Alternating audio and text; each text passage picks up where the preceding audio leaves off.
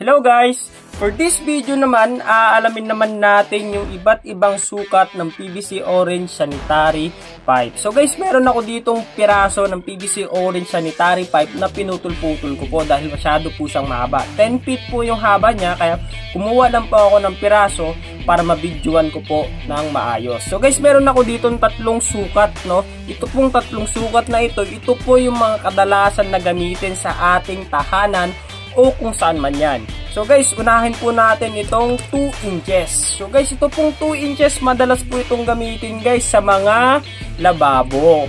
Yes guys, tama po kayo, madalas po itong gamitin sa lababo, sa drainage ng lababo. Minsan guys, dahil Pinoy po tayo, siyempre nag-DIY tayo, nag-iisip po tayo ng kung ano-ano at nagagamit po natin sila sa kung ano-anong panggagamitan. At susunod naman guys, meron po tayo ditong 3 inches. So ito guys, yung 3 inches ay madalas naman po itong gamitin sa pangsalo ng toilet bowl. So guys, ito po yung nagiging daluyan ng mga dumi na nanggagaling sa toilet bowl. At alam nyo na yun guys, hindi ko na kailangang i-mention pa.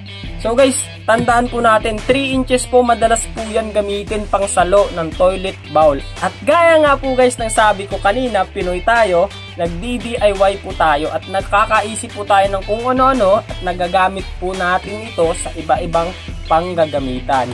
Yan po ang PVC orange sanitary pipe number 3 or 3 inches.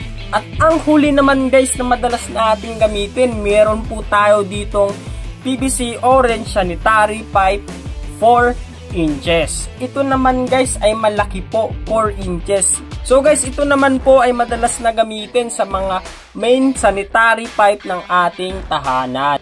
So minsan guys, ginagamit rin po ito nila sa mga gutter, no? Ito po yung nagsisilbing daluyan ng tubig ulan.